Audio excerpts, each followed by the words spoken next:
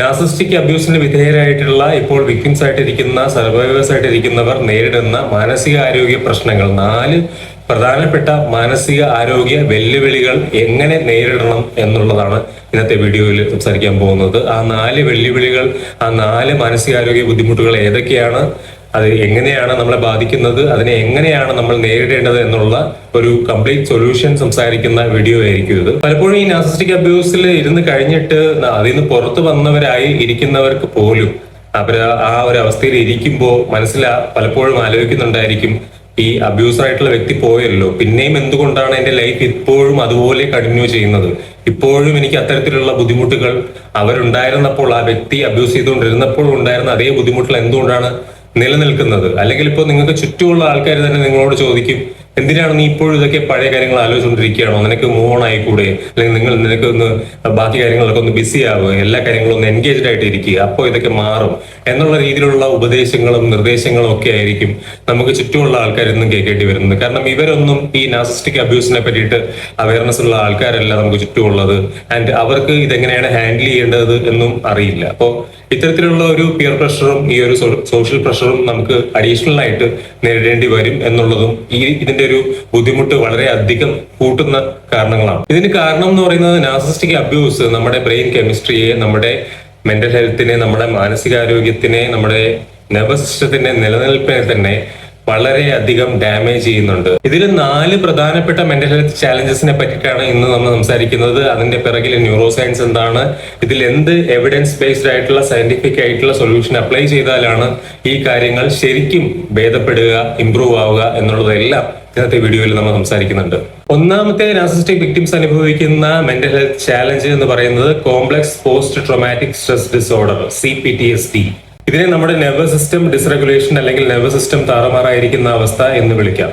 ഏറ്റവും പ്രധാനപ്പെട്ട ചാലഞ്ചുകളിൽ ഒന്നാണ് ഈ CPTSD എന്ന് പറയുന്നത്. സാധാരണ PTSD എന്ന് പറയുന്നത് പോസ്റ്റ് ട്രോമാറ്റിക് സ്ട്രെസ് ഡിസോർഡർ എന്ന് പറയുന്നത് ഒരു ട്രോമ ഇവന്റ് കഴിഞ്ഞു കഴിഞ്ഞാൽ അതിന്റെ ഷോക്കിന്റെ ഭാഗമായിട്ട് നമുക്കുണ്ടാകുന്നതാണ്. എന്നാൽ CPTSD എന്ന് പറയുന്നത് ഒരു സീരീസ് ഓഫ് ട്രോമാറ്റിക് ഇവന്റ് നമുക്കുള്ള സംഭവിച്ച് ആ സ്ട്രെസ്സിൽ തന്നെ നമ്മൾ കണ്ടിന്യൂ ചെയ്തുകൊണ്ടിരിക്കുകയും ഒരു long period of time interpersonal ആയിട്ടുള്ള ഇത്തരം ഒരു അബ്യൂസിന് നമ്മൾ വിധേയരാകുകയും ചെയ്യുമ്പോൾ നമ്മുടെ ബ്രെയിനിൽ സംഭവിക്കുന്ന ഒരു ഡാമേജ് ആണ്. ഈ ബ്രെയിനിൽ പേടി ഉണ്ടാകുമ്പോഴത്തേക്കും നമ്മുടെ അമിഗ്ഡാല എന്ന് പറയുന്ന ഒരു ഭാഗം, ബ്രെയിനിന്റെ ഭാഗം എപ്പോഴും ഒരു അലാറം സിസ്റ്റം ആണ്. അത് ബ്രെയിനിന്റെ അത് അലേർട്ടായി തന്നെ ഇരിക്കും. ഈ ന്യൂറോബയോളജിക്കൽ സ്റ്റഡീസ് പറയുന്നത് ക്രോണിക് ആയിട്ടുള്ള സൈക്കോളജിക്കൽ അബ്യൂസിലൂടെ നിങ്ങൾ നിരന്തരം കടന്നു പൊയ്ക്കൊണ്ടിരിക്കുമ്പോൾ ഈ അമിഗ്ഡാല എപ്പോഴും ആക്റ്റീവ് ആയിരിക്കും. അതിന്റെ കൂടെ തന്നെ കോൺസ്റ്റന്റ് ആയിട്ടുള്ള സ്ട്രെസ്, അത് കാരണം ഉണ്ടാകുന്ന സ്ട്രെസ് നിങ്ങളുടെ ബോഡിയിൽ കോർട്ടിസോൾ എന്ന് പറയുന്ന ഹോർമോൺ റിലീസ് ചെയ്തുകൊണ്ടിരിക്കും. ഇത് നമ്മുടെ ബ്രെയിനിലെ നമ്മുടെ ഓർമ്മകളെയും നമ്മുടെ ഇമോഷനെയും ഹാൻഡിൽ ചെയ്യുന്ന ഹിപ്പോക്യാമ്പസ് എന്ന് പറയുന്ന ഭാഗത്തെ തളർത്തുന്നുണ്ട്. ഇത് കാരണം നിങ്ങളുടെ നെർവസ് സിസ്റ്റം കംപ്ലീറ്റ്ലി ഡിസ്റെഗുലേറ്റഡ് ആയിട്ടുള്ള കലങ്ങി മറിഞ്ഞ ഒരു അവസ്ഥയിലാവും.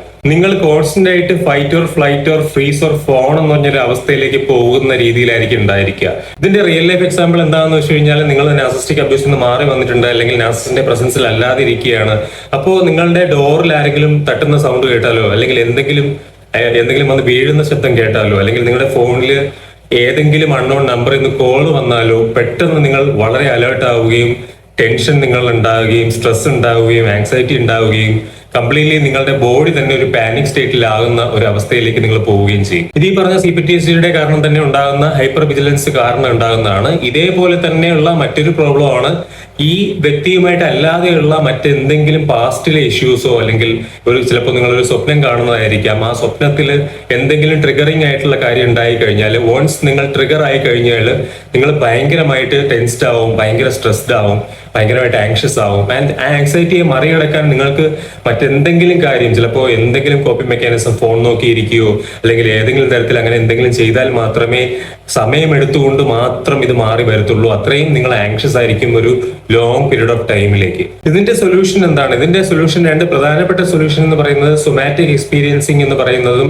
Trauma informed തെറാപ്പിയുമാണ്. ഇവിടെ എന്താണ് നമ്മൾ ചെയ്യേണ്ടതെന്ന് വെച്ച് കഴിഞ്ഞാൽ, ഈ ട്രോമ വളരെ ഡീപ്പ് ആയതുകൊണ്ടും നമ്മുടെ നെർവസ് സിസ്റ്റത്തിനെ വളരെയധികം ബാധിക്കുന്നതുകൊണ്ടും ഒരു തെറാപ്പിസ്റ്റിന്റെ ട്രഡീഷണൽ ആയിട്ടുള്ള ടോക്ക് തെറാപ്പി മാത്രം കൊണ്ട് അതിനെ മറികടക്കാൻ നമുക്ക് സാധിക്കില്ല. ഇവിടെ ബോട്ടം അപ്പ് പ്രോസസ്സിംഗ് എന്ന് പറയുന്ന ഒരു അപ്രോച്ച് നമ്മൾ എടുക്കേണ്ടതുണ്ട്. ഇവിടെ എന്താണ് നിങ്ങൾ ചെയ്യേണ്ടതെന്ന് വെച്ച് കഴിഞ്ഞാൽ, ഇവിടെ somatic experiencing or I movement therapy എന്ന് പറയുന്ന EMDR തെറാപ്പി അറ്റൻഡ് ചെയ്യുക എന്നുള്ളതാണ്. ഒരു ട്രോമ ഇൻഫോംഡ് ആയിട്ടുള്ള സൈക്കോളജിസ്റ്റിന്റെ ഹെൽപ്പോട് കൂടി ഡെയിലി നിങ്ങൾ ഗ്രൗണ്ട് ആവാനുള്ള ഗ്രൗണ്ടിങ് ടെക്നീക്സ് നിങ്ങൾ പ്രാക്ടീസ് ചെയ്യുക, എക്സസൈസസ് നിങ്ങൾ ചെയ്തുകൊണ്ടിരിക്കുക. ഇപ്പൊ ഒരു എക്സാമ്പിൾ എക്സസൈസ് പറയുകയാണെങ്കിൽ, എന്തെങ്കിലും ട്രിഗർ നിങ്ങൾക്ക് ഉണ്ടാവുകയാണെങ്കിൽ, ഇത്തരത്തിലുള്ള ആങ്സൈറ്റി നിങ്ങളിൽ ഉണ്ടാകുന്ന തരത്തിലുള്ള ട്രിഗർ ഉണ്ടാകുമ്പോൾ നിങ്ങൾ ഇരിക്കുന്ന റൂം പതുക്കെ ഒബ്സർവ് ചെയ്യുക. അതിൽ 5 കാര്യങ്ങൾ, കാണാൻ കഴിയുന്ന 5 കാര്യങ്ങൾ സ്പോട്ട് ചെയ്യുക.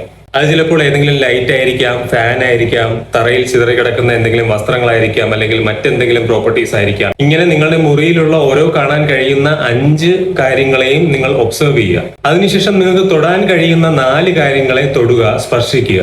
അതിനുശേഷം നിങ്ങൾക്ക് കേൾക്കാൻ കഴിയുന്ന 3 കാര്യങ്ങൾ അല്ലെങ്കിൽ 3 ശബ്ദങ്ങൾ നിങ്ങളുടെ മുറിയിൽ കേൾക്കുന്നുണ്ടോ, അല്ലെങ്കിൽ നിങ്ങൾക്ക് ചുറ്റും കേൾക്കുന്നുണ്ടോ എന്ന് ശ്രദ്ധിക്കുക. ഇത് ഓൾറെഡി ചെയ്തു കഴിയുമ്പോൾ നിങ്ങളുടെ ബ്രെയിനിലെ അമിഗ്ഡാലയിലേക്ക് ഒരു സിഗ്നൽ പോവുകയാണ്, നിങ്ങൾ ഓൾറെഡി സേഫ് ആയിട്ടുള്ള ഒരു എൻവയോൺമെന്റിലാണ് ഉള്ളത് എന്നുള്ള രീതിയിൽ, പെട്ടെന്നൊരു അപകടം നിങ്ങൾക്ക് ഉണ്ടാവില്ല എന്നുള്ള രീതിയിൽ. ഞാൻ പ്രത്യേകം ഓർമ്മിക്കുക, ഈ ഗ്രൗണ്ടിങ് ടെക്നിക്സ് ഒരു തെറാപ്പിസ്റ്റിന്റെ, ഒരു ട്രോമ ഇൻഫോംഡ് ആയിട്ടുള്ള തെറാപ്പിസ്റ്റിന്റെ ഹെൽപ്പോട് കൂടി എടുക്കുന്നതാണ് കൂടുതൽ നല്ലത്. കാരണം അവർക്ക് വളരെ നല്ല രീതിയിൽ നിങ്ങളെ ഈ കാര്യങ്ങളിൽ ഗൈഡ് ചെയ്യാനായിട്ട് സാധിക്കും. ഈ രണ്ടാമത്തെ ചാലഞ്ച് എന്ന് പറയുന്നത് വളരെ ഭയങ്കരമായിട്ട് വിക്ടിംസ് അനുഭവിക്കുന്ന ഒരു മെന്റൽ കോൺഫ്ലിക്റ്റ് ആണ് ഈ കോഗ്നിറ്റീവ് ഡിസോണൻസ് എന്ന് പറയുന്നത്. അതിന്റെ കൂട്ടത്തിൽ കമ്പൈൻഡ് ബൈ ഈ നാർസിസ്റ്റിക് ആയിട്ടുള്ള ആളോടുള്ള ഒരു ട്രോമ ബോണ്ടിങ്. ഈ കോഗ്നിറ്റീവ് ഡിസോണൻസ് സംഭവിക്കുന്നത് നിങ്ങളുടെ ബ്രെയിൻ ഒരേ സമയത്ത് 2 വൈരുദ്ധ്യമായിട്ടുള്ള ചിന്തകൾ വെച്ച് പുലർത്തുമ്പോഴാണ്, അല്ലെങ്കിൽ ചിന്താഗതികൾ വെച്ച് പുലർത്തുമ്പോഴാണ്. ബുദ്ധിപരമായിട്ട് നിങ്ങൾക്കറിയാം ഈ പേഴ്സൺ, ഈ നാർസിസ്റ്റിക് ആയിട്ടുള്ള പേഴ്സണിന്റെ ക്രൂവൽറ്റി കാരണമാണ്, അബ്യൂസ് കാരണമാണ് നിങ്ങൾ ബുദ്ധിമുട്ടിക്കൊണ്ടിരിക്കുന്നതെന്നും അവർ നാർസിസ്റ്റിക് ആയിട്ടുള്ള ഒരു പേഴ്സൺ തന്നെയാണ് എന്നും നിങ്ങൾക്ക് ഭൗതികപരമായിട്ട് അറിയാമായിരിക്കാം. എന്നിരിക്കെ തന്നെ മറ്റൊരു വശത്ത് ഇവരുടെ സോഷ്യൽ മീഡിയ വീണ്ടും സെർച്ച് ചെയ്യാനും ഇവരെ അൺബ്ലോക്ക് ചെയ്യാനും അവരുടെ പ്രസൻസ് വീണ്ടും ആഗ്രഹിക്കുന്ന രീതിയിലുമുള്ള തോന്നലുകൾ നിങ്ങളുടെ ഉള്ളിൽ വന്നുകൊണ്ടിരിക്കും. ഇത് എന്തുകൊണ്ടാണ് സംഭവിക്കുന്നതെന്ന് വെച്ച് കഴിഞ്ഞാൽ, ഈ അബ്യൂസർ നിങ്ങളെ അബ്യൂസ് ചെയ്തുകൊണ്ടിരുന്ന അത്രയും കാലഘട്ടത്തിൽ അവരൊരു ഇന്റർമിറ്റന്റ് റീഇൻഫോഴ്സ്മെന്റ് എന്ന് പറയുന്ന ഒരു കാര്യം നിങ്ങളിൽ ചെയ്തിട്ടുണ്ട്. ഇതെന്താന്ന് വെച്ച് കഴിഞ്ഞാൽ, ഇവർ നിങ്ങളെ ക്രൂവലായിട്ട് ട്രീറ്റ് ചെയ്യുന്ന സാഹചര്യങ്ങളെല്ലാം കഴിഞ്ഞ ശേഷം ഒരു അഫെക്ഷൻ കാണിക്കും നിങ്ങളെ വീണ്ടും തിരിച്ചു കൊണ്ടുവരാൻ വേണ്ടിയിട്ട്, വീണ്ടും അവിടെ തന്നെ അടിമയായി കിടക്കാൻ വേണ്ടിയിട്ട്. ഇത് സൈക്കോളജിയിൽ പറയുന്നത്, ഇത് ശരിക്കും ഒരു സബ്സ്റ്റൻസ് അബ്യൂസ് അഡിക്ഷൻ പോലെ തന്നെ, അല്ലെങ്കിൽ ഒരു മദ്യത്തോടുള്ള, മയക്കുമരുന്നിനോടൊക്കെ ഉള്ള അഡിക്ഷൻ പോലെ തന്നെ ഫീൽ ചെയ്യിക്കുന്ന, ആ രീതിയിൽ തന്നെ ഹാർംഫുൾ ആയിട്ടുള്ള ഒരു കൈൻഡ് ഓഫ് അഡിക്ഷൻ ആണ് ഈ ഒരു കാര്യത്തിൽ നിങ്ങൾക്ക് ഉണ്ടായിരിക്കുന്നത്. നമ്മുടെ നാട്ടിൽ ഇത് സോഷ്യൽ കണ്ടീഷനിങ്ങും കൂടെ കാരണം വേഴ്സ് ആകാനുള്ള സാധ്യതയുണ്ട്. കാരണം നിങ്ങൾ ചിന്തിക്കുന്നത്, അവര് ഗിഫ്റ്റ് ഒക്കെ കൊണ്ടു തന്നില്ലേ, അല്ലെങ്കിൽ വീട്ടിലെ കാര്യങ്ങൾക്കൊക്കെ പൈസ ചെലവാക്കുന്നില്ലേ, അല്ലെങ്കിൽ അയാൾക്ക് ഇപ്പോഴും നാട്ടുകാരുടെ ഇടയിലൊക്കെ നല്ല പേരാണല്ലോ, ചുറ്റുമുള്ളവരൊക്കെ അവരെ ഇപ്പോഴും റെസ്പെക്ട് ചെയ്യുന്നുണ്ടല്ലോ, അപ്പൊ അവർക്ക് ചിലപ്പോൾ സ്നേഹിക്കാൻ കഴിയുമായിരിക്കും ഇനി ഭാവിയിൽ, അല്ലെങ്കിൽ ചിലപ്പോൾ അവർക്ക് സ്നേഹിക്കാനുള്ള കഴിവുണ്ടായിരിക്കും, എനിക്കായിരിക്കും ചിലപ്പോൾ പ്രശ്നം. ലവ് ബോംബിംഗ് സ്റ്റേജിൽ ഇവർ കാണിച്ചിട്ടുള്ള അഫെക്ഷൻ, ആ ഒരു അഫെക്ഷനിലുള്ള ഒരു പ്രതീക്ഷ, ഇപ്പോഴും എന്നെങ്കിലും ആ ഒരു സ്നേഹം ഇവർ കാണിക്കും, കൺസിസ്റ്റന്റ് ആയിട്ട് കാണിക്കും എന്നുള്ള പ്രതീക്ഷ അൺനെസസറി ആയിട്ട് നിങ്ങളുടെ മൈൻഡിൽ ഉണ്ടായിരിക്കും എന്നുള്ളതാണ്. ഇതിന്റെ ബെസ്റ്റ് സൊല്യൂഷൻ എന്ന് പറയുന്നത്, നിങ്ങൾ റാഡിക്കൽ ആയിട്ടുള്ള ഒരു റിയാലിറ്റി ഡോക്യുമെന്റേഷൻ ഉണ്ടാക്കണം എന്നുള്ളതാണ്. ഈ നാർസിസ്റ്റിക് ആയിട്ടുള്ള വ്യക്തി എത്രത്തോളം ക്രൂവലായിട്ടാണ് നിങ്ങളോട് പെരുമാറിയിട്ടുള്ളതെന്നും ഇവർ മാറാൻ സാധ്യതയില്ലെന്നും എന്നൊക്കെയുള്ള കൃത്യമായിട്ടുള്ള ലോജിക്കലായിട്ടുള്ള ട്രൂത്ത് നിങ്ങൾ പറഞ്ഞുകൊണ്ടിരിക്കണം.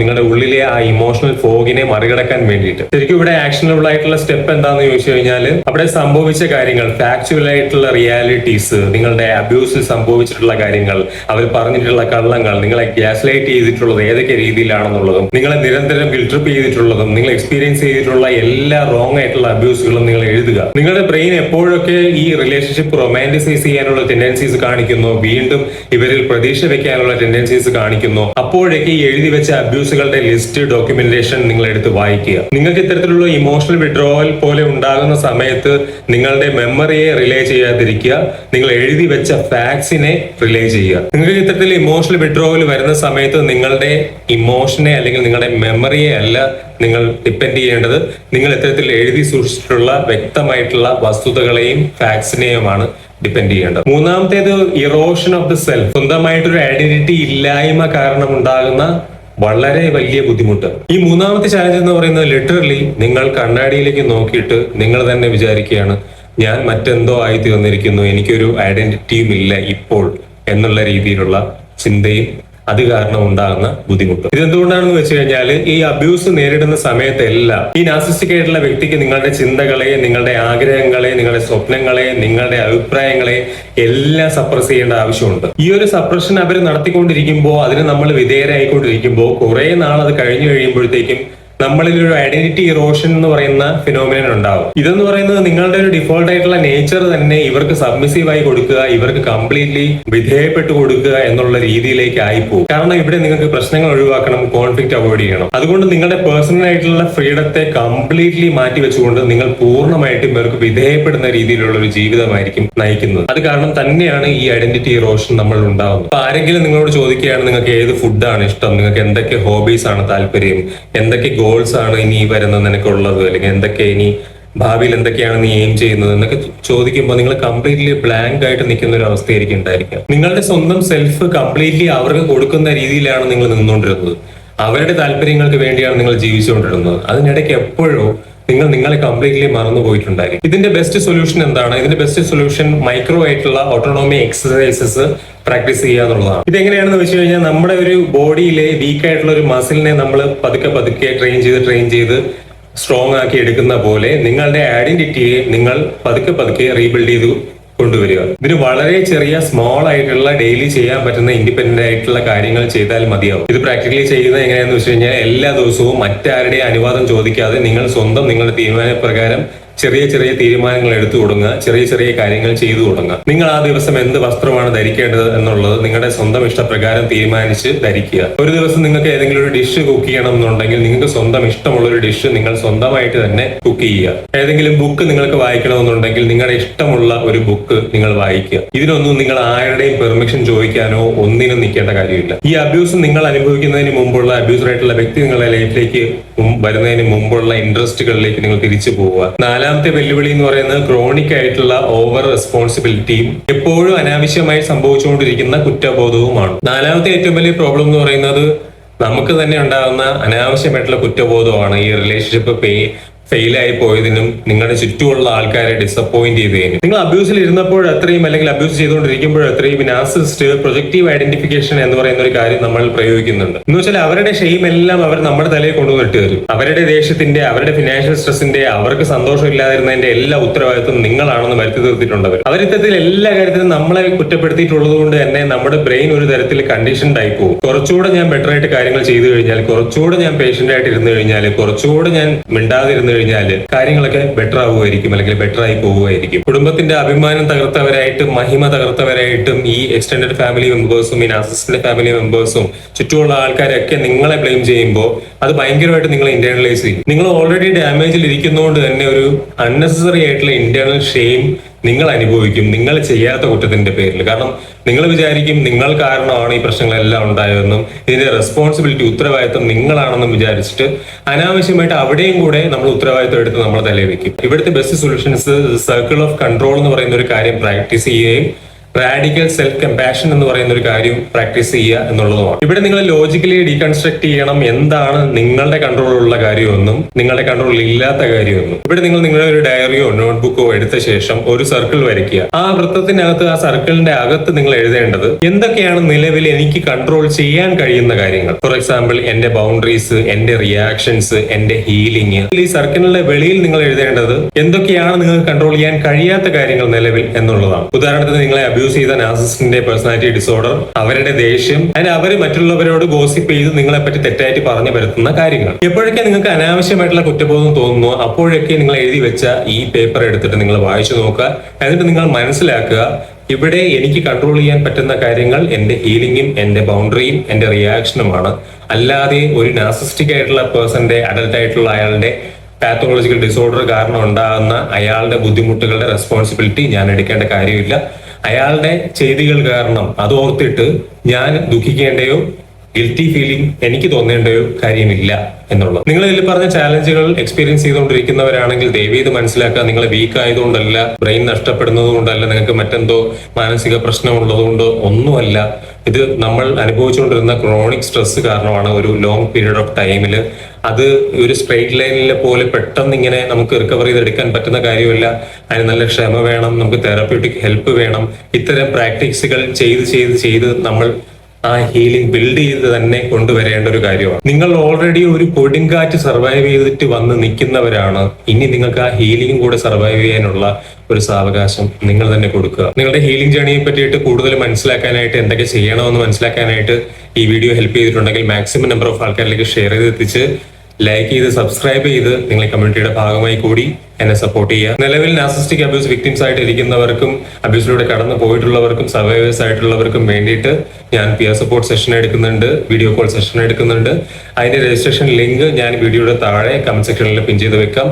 എന്റെ മുന്നത്തെ വീഡിയോകളുടെ എല്ലാം താഴെ കമന്റ് സെക്ഷനിൽ ഞാൻ പിൻ ചെയ്ത് വെച്ചിട്ടുണ്ടായിരുന്നു. എന്റെ കമ്മ്യൂണിറ്റി പേജിലും അതിന്റെ ലിങ്കും ആപ്ലിക്കേഷൻ ലിങ്ക് ഉണ്ട്.